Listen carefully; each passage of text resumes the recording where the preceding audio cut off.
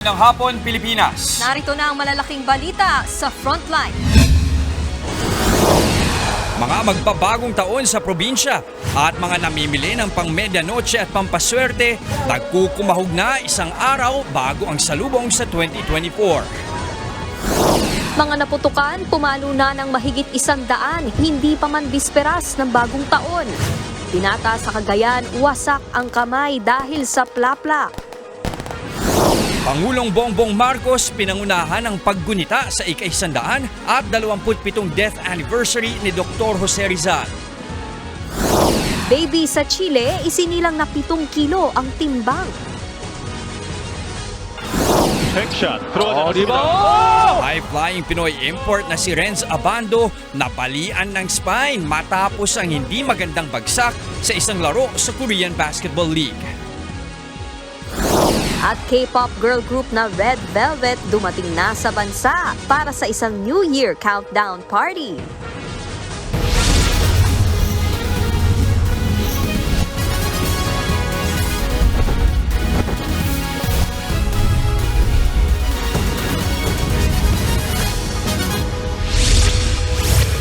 Nasa frontline ng balitaan ang buong pwersa ng News 5 isang araw bago ang pagsalubong sa bagong taon. Nagbabantay sa Parañaque Integrated Terminal Exchange si Rainiel Pawid para magbigay ng update sa mga humahabol makauwi ng probinsya.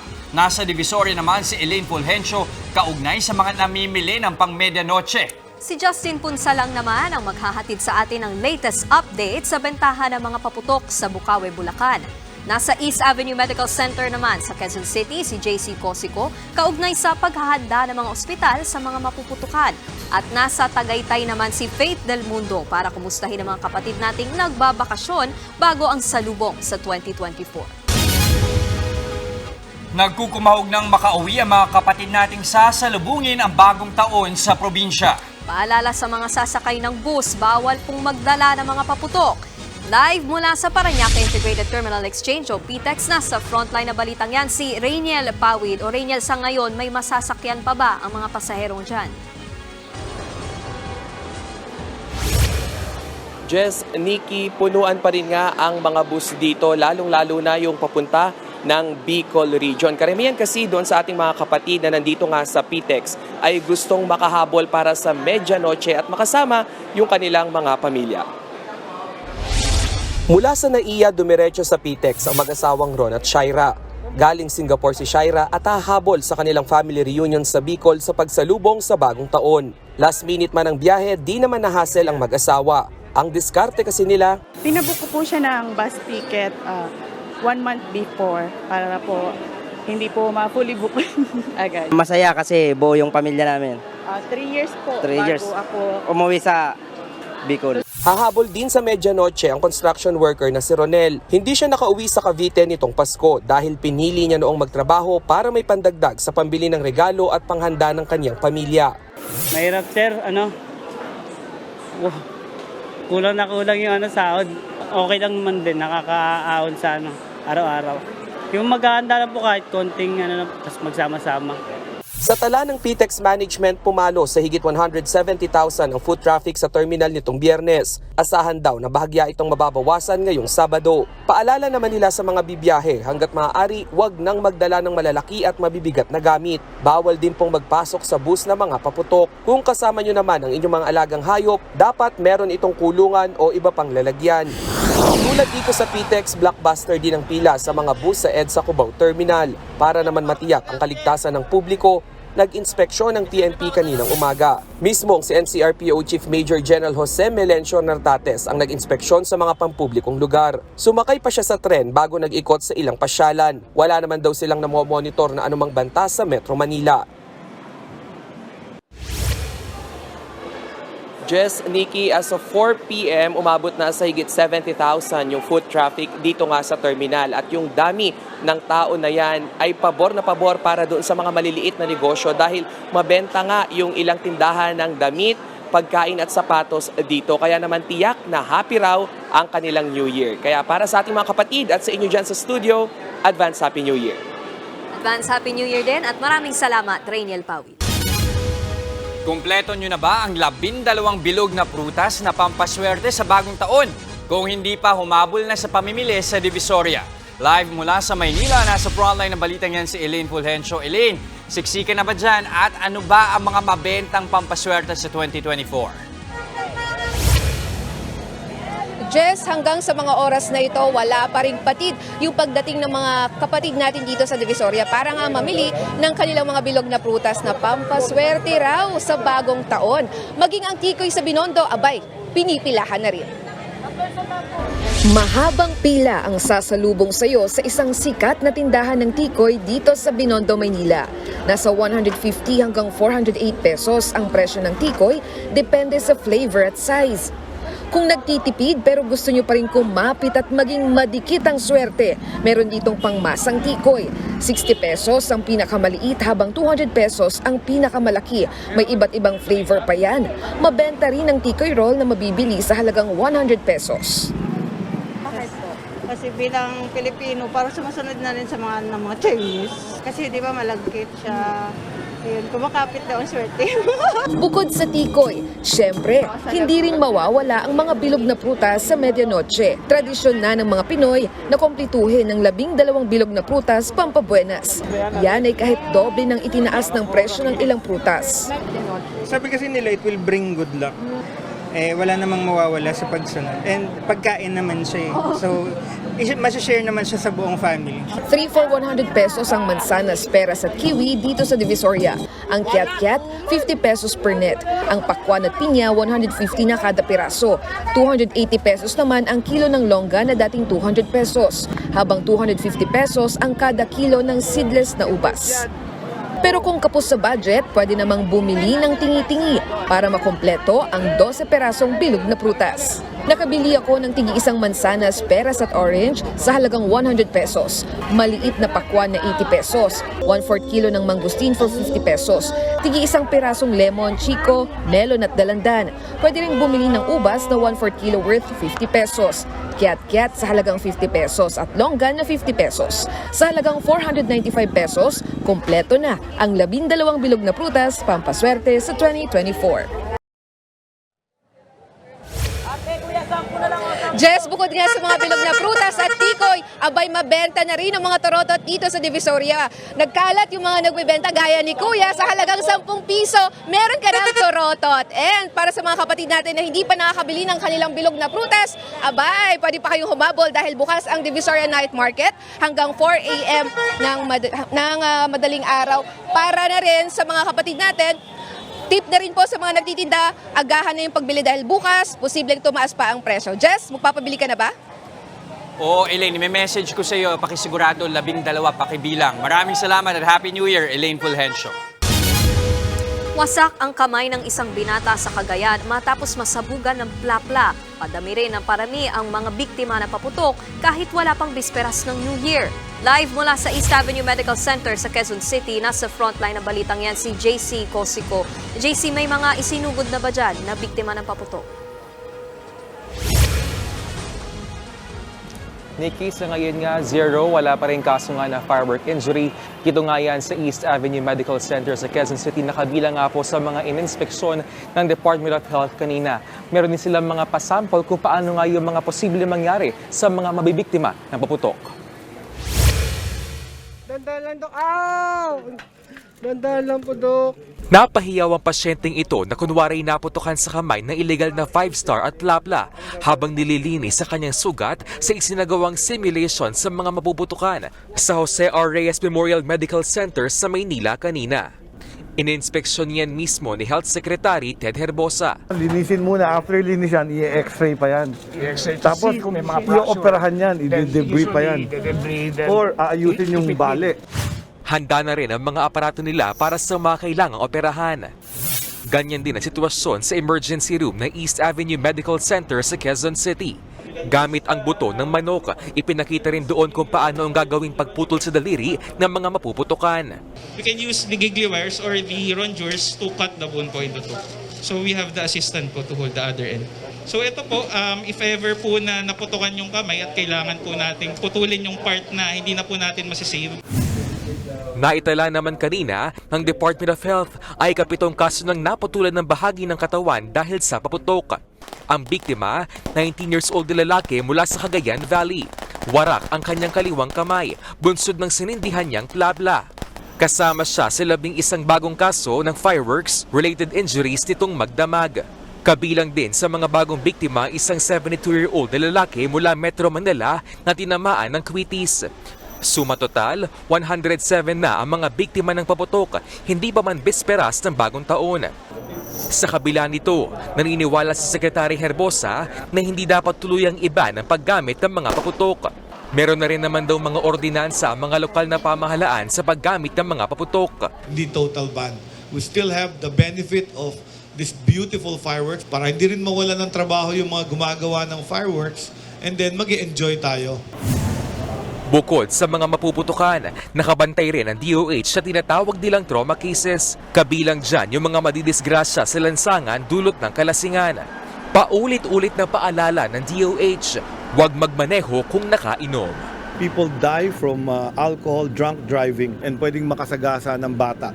Yung bata hindi uminom. Pero yung uminom sa party, pauwi, nagdadrive ng malaking SUV, hindi niya nakita yung bata. Nikki, bukas nga, bisperas ng bagong taon ay mag-i-inspeksyon nga ulit itong DOH sa iba pang mga ospital nga sa Metro Manila para nga matingnan yung kanilang kahandaan sa posibleng buhos ng mga pasyente. Balik sa inyo.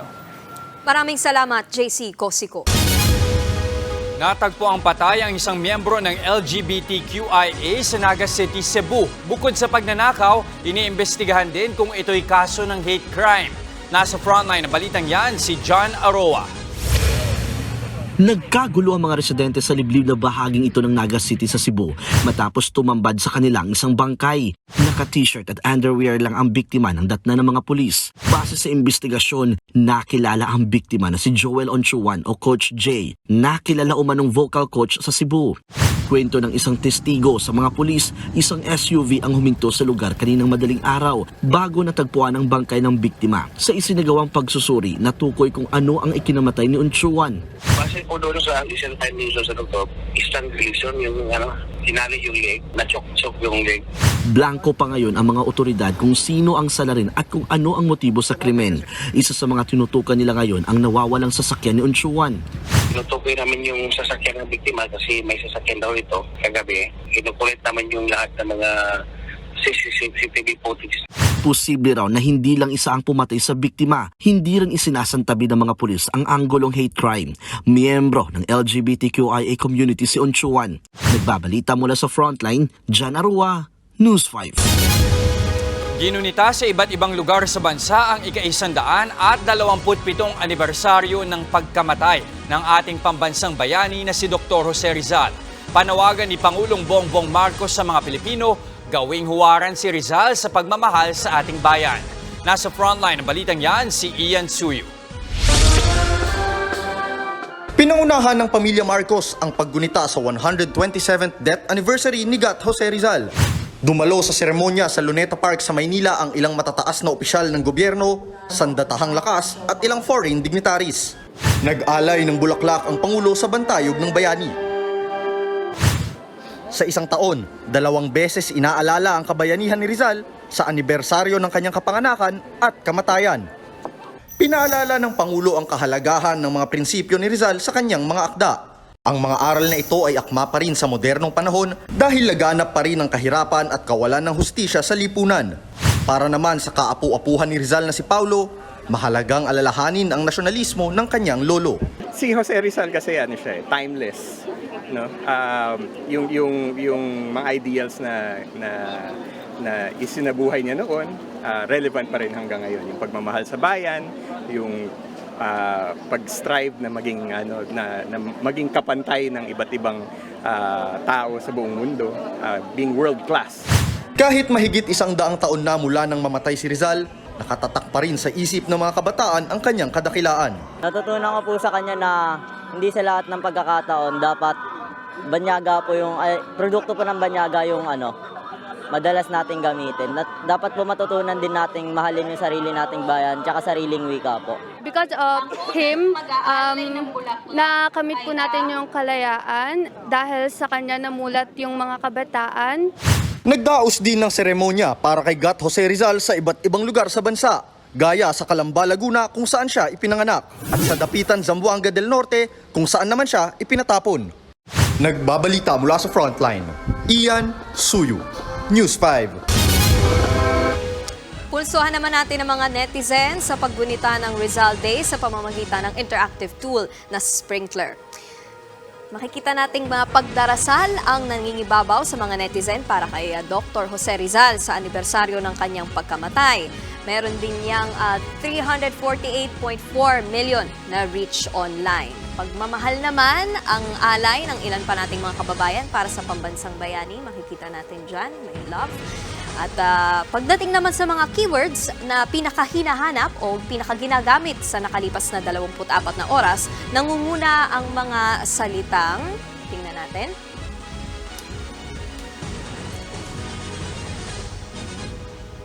Yan. At yan ang mga impormasyong base sa datos na nakalap sa Facebook, X, Instagram at iba pang social networking sites at TV sources. Overall reach ang metric na ginamit sa pagkalap ng keywords at pagsukat ng mga emosyon ng mga netizen. Susunod, presyo ng mga paputok sa Bukawi, Bulacan lalo pang tataas bukas. Aerial fireworks umaabot na ng 17,000 pesos. Baby sa Chile, singbigat na ng isang taong gulang na bata nang isinilang. At K-pop queens na Red Velvet ready na para sa New Year countdown sa BGC. Lahat ng yan sa pagbabalik ng Frontline Pilipinas Weekend.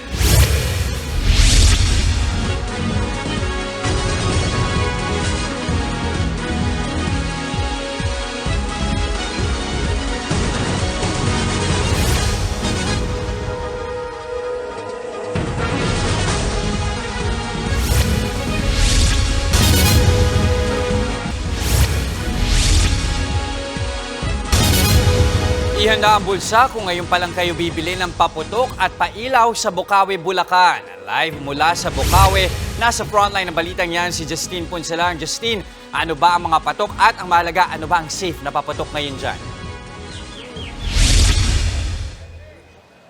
Jess, may ipapabili ka ba dito sa Bukawi, Bulacan? Dahil ayon sa mga vendor, ang mga patok at mabili na mga pailaw dito ay yung fountain at aerial fireworks. At ang payo ng mga vendor, mas maigi na ngayong gabi na kayo mamili. Dahil kung ipagpapabukas pa ay tsak na mas magmamahal ang presyo ng mga pailaw at paputok dito sa Bukawi, Bulacan. Order dito, order doon. Bising-busy na ang mga nagtitinda ng paputok at pailaw dito sa Bukawi sa Bulacan. Isang araw bago ang New Year sa lubong. Walang awat ang dating ng mga customer kahit tumaas na ang presyo. Hindi raw ito alintana ng ilang kababayan natin. Yun yung namin, yung kinalakihan namin magkakamag-anak. Bali, kada taon, walang sablay. Lagi kami bumibili talaga dito. Parang sa Pilipinas, di ba, mga Pilipino nagdidiwang ng New Year. Matagal na kami ito, so ginagawa rin namin yung ginagawa ng mga Pilipino.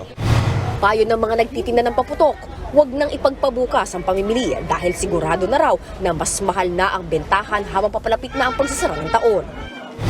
Ibig sabihin tumataas kapag papalapit yung bago? Ito pong bagong taon. Mas marami na po kasing taon.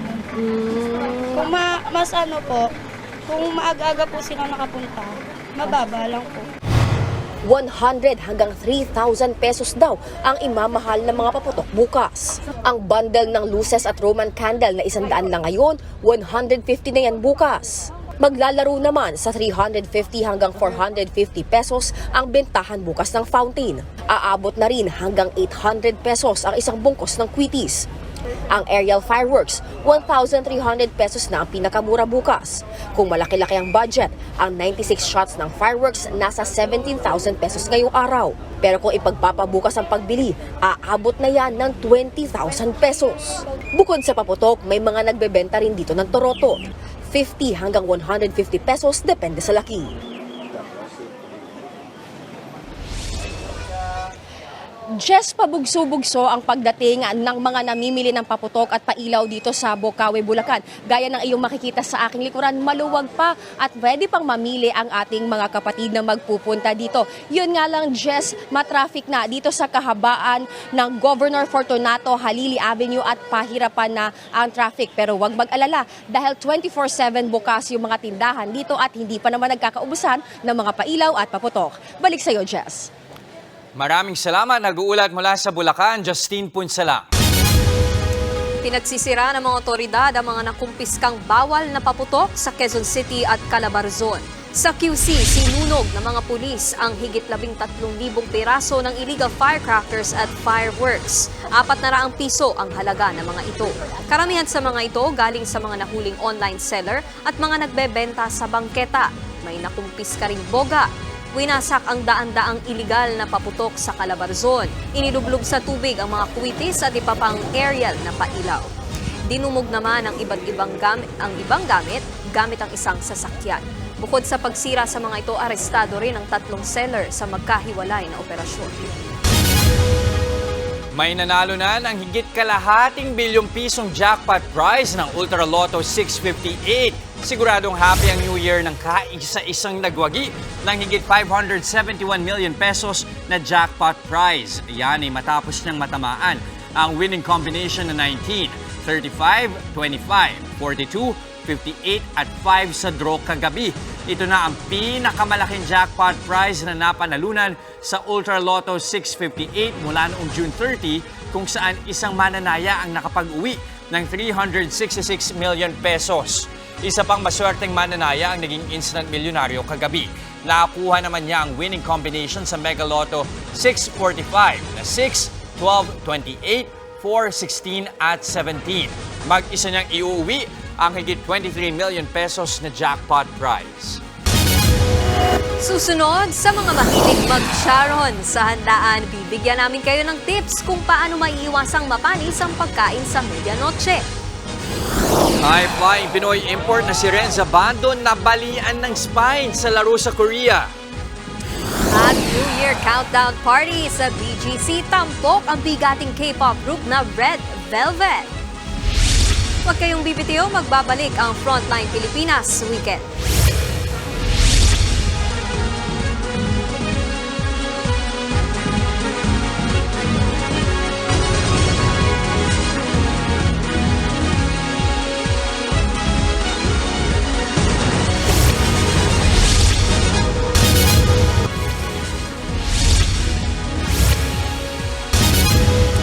Mahilig mag-charon sa handaan, tiyaking hindi sasakit ang iyong tiyan pagkatapos kumain. May payo ang isang eksperto para iwas panis sa mga ihahanda sa medianoche. Narito ang report ni Bea de Guzman. Kaliwat kanan ang handaan, kaya naman every tummy, happy ngayong holiday season. Ang mga kusinero at kusinera ng Christine's Kitchen sa Taguig City, tila na parami ang luto para sa kanilang Christmas party. Kaya ang iba, nagiging wais charon yan. Imbis na masaya, i-charon na lang. Hihiwa-hiwalay tapos pinaplastic na bukod. Ang unay naman na si Ate Christine, may dagdag ding iwas panis tip. Kung titingnan nyo yung niluluto nyo, gagamit kayo ng kutsara or ibang spoon para hindi madaling mapanis yung pagkain. Ayon sa isang nutritionist, dietitian at doctoral researcher in food consumer behavior na si Simon Bayudan, para maiwasan ang pagkapanis, kailangang magsimula ito sa malinis na kusina.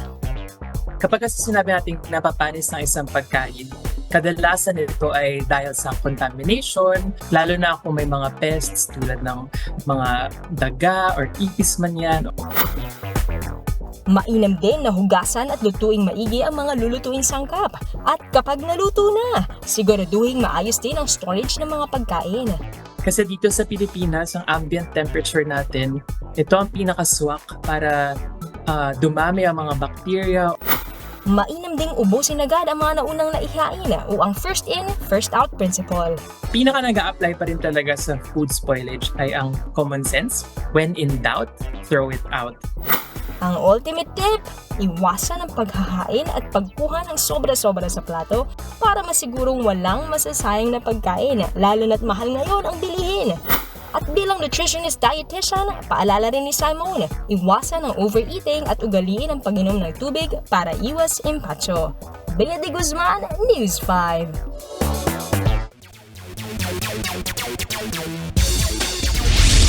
Matagal-tagal mawawala sa hardcourt si Pinoy cager Renz Abando matapos ang nakatatakot niyang injury sa Korean Basketball League.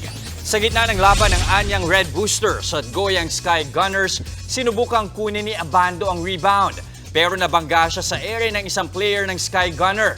Nawalan tuloy ng balanse si Abando at bumagsak sa hardcourt. Una ang likod.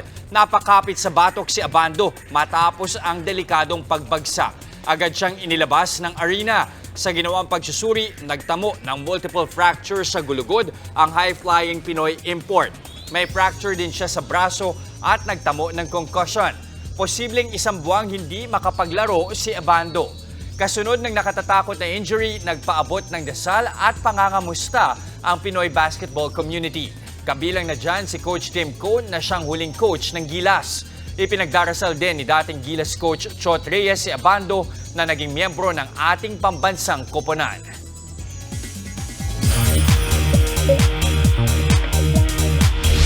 Attention, Reveloves! Dumating na sa bansa ang K-pop queens na Red Velvet. Pasado alauna kaninang hapon nang dumating ang members na sina Irene, Sulgi at Wendy sa NAIA.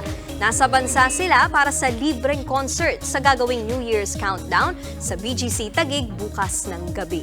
Bukod sa Red Velvet, inaasahang magpa-perform sa event sina Ali, Zach Tabudlo, KZ Tandingan at rock legend Ellie Buendia. Yun nga lang, hindi kasama sa lineup ang ibang Red Velvet members na sina Joy at Yeri. Marso lang nang bumisita ang grupo sa Pilipinas para sa kanilang R2V tour. Ilan lang sa mga kantang pinasikat ng Red Velvet at Russian Roulette, Psycho, Red Flavor at Bad Boy. Susunod, driver ng kotse sa Argentina, himalang nakaligtas matapos sumalpok sa bulldozer. At bigat na sanggol ipinanganak sa Chile. Tuloy-tuloy ang balitaan sa Frontline Pilipinas Weekend.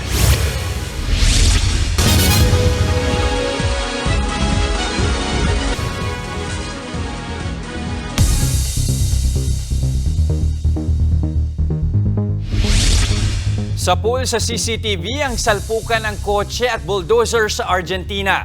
Paatras ang bulldozer nang bigla itong salubungin ng itim na kotse. Hindi tumigil ang kotse kaya tuluyan itong tumama sa bulldozer. Wasak ang bubong ng kotse at umangat pa ang hood nito. Lumabas ang driver ng kotse at tila sineta nito ang driver ng bulldozer. Wala namang tinamong injury ang driver ng kotse.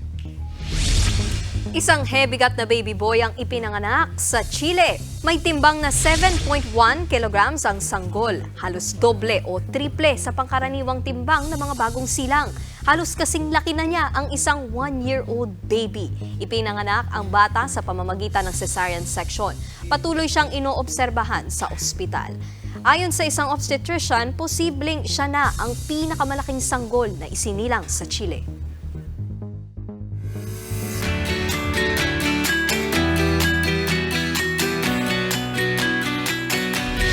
Partner, sa inyo sasalubungin ang bagong taon? Kami to every New Year, bahay. Bahay lang iba kami. naman din talaga magsimula sa bahay. Kami dito lang din sa Maynila, pero somewhere else, kung nag-book na lang muna kami ng hotel. Ito, ilang kapatid kasi natin, natanong ko yan sa'yo, kasi meron sa kanila, piniling i-celebrate ang New Year sa Tagaytay. Sana all. Dahil bukod daw sa malamig, marami ring pwedeng pasyalan doon na siguradong ma-enjoy ng buong pamilya. At naroon nga, live sa Tagaytay, si Faith Del Mundo. O Faith, marami na bang namamasyal dyan ngayon? Yes, Jess, Nikki, no? Ngayon nga medyo malamig na, no? Pero dahil nga long weekend ay marami mga kapatid natin ang umakyat dito sa Tagaytay at ang ilan nga sa kanila dito na sasalubong ng bagong taon. Ang malamig na hangin ang binabalik-balikan ng maraming Pinoy dito sa Tagaytay. Isa sa mga madalas pasyalan dito ang Picnic Grove na may overlooking view ng Taal Lake. Si Paulo at ang kanyang girlfriend nag-long drive mula Cainta, Rizal gamit ang kanilang motor. Dito nila napiling mag-date bago salubungin ang bagong taon. Hindi pa ho kasi kami pareho nakakapunta ng Tagaytay Tapos in early celebration po namin yung birthday niya. Ang pamilya Cairo naman dumayo pa rito mula Leyte. Hanggang New Year po sila dito. First time din nila. Actually, first time ko din sa Picnic Grove. Wala lang gusto kasi nila na malamig din kasi sa province kasi medyo mainit. So din nila medyo maganda yung klima. At the same time, yung taal din talaga. Sa dami ng mga namamasyal, punuan ang mga nipahat at cottage dito sa Picnic Grove. Naglatag na nga ng banig at nagtayo ng tent sa damuhan ang ilang turista tulad ng pamilya Garcia. Tradisyon na raw nilang mag-celebrate ng New Year dito sa Tagaytay. Pag bagong taon dito, lagi kami at birthday ng kapatid ko. Mas masaya ho dito. Sama-sama na kami, malamig pang lema. Patok din ang mga atraksyong Ferris wheel, zipline at horseback riding. Bukod sa Picnic Grove, marami pang pwedeng puntahan dito sa Tagaytay, gaya ng People's Park, Sky Ranch, zoo at mga restaurant na nagsaserve ng ipinagmamalaki nilang bulalo. Noong Pasko, pumalo sa 360,000 ang mga nagbakasyon sa Tagaytay. Inaasahang ganyan din karami ang mga turistang pupunta rito sa bagong taon. Yun nga lang, walang fireworks display. Mahigpit kasing ipinagbabawal ang paggamit ng paputok. Wala pong fireworks display sa Tagaytay kasi nakikiisa po kami sa panawagan ng DILG for the banning po ng ating paggamit ng fireworks and firecrackers. Bawal na bawal po, ma'am. Bukod po sa may ordinansa din po kami. Jess, Nikki, sa mga aakyat pa lang dito sa Tagaytay, by paghandaan na nga yung matinding traffic, no? Kung mula ka sa Metro Manila, ang pinakamabilis na biyahe ay magmumula ka sa SLEX, exit ka niyan sa Mamplasan, dadaan ka dun sa Calax at pagkadaan dun sa Calax, lalabas ka sa Silang Interchange o sa Silang Aguinaldo Interchange. Jess, Nikki. Sure naman kaming worth it ang traffic na yan. Maraming salamat, Faith Del Mundo. Bago salubungin ng 2024, magbalik tanaw tayo sa frontline ng mga balita ng 2023. Ang mga 2023 newsmaker at noisemaker, espesyal na ihahatid sa atin ng News 5 frontliners na sina Cheryl Cosim, Julius Babaw, Lourdes Vera, Tito Mikey Reyes at Kalad Karen. Ito ang Frontliners News 5 Year-End Review. Mapapanood na yan bukas 9:45 PM dito lang sa TV5. Halaan mo yun, natapos agad ang isang taon. Ganun-ganun lang. 2024 na in Ano nga ba 2 yung mga nangyari? days. Parang napakarami nangyari in a span of 1 year. At maraming breakups. Ayun pa. Abangan natin yan bukas. At yan ang mga balita mula sa frontline ng Pilipinas ngayong weekend. Mga balita at impormasyong para sa may alam at may pakialam. Ako po si Nikki de Guzman. Kami ang inyong mga kasangga sa pagbabalita. Ako naman si Jess De Los Santos. Magandang gabi, Pilipinas.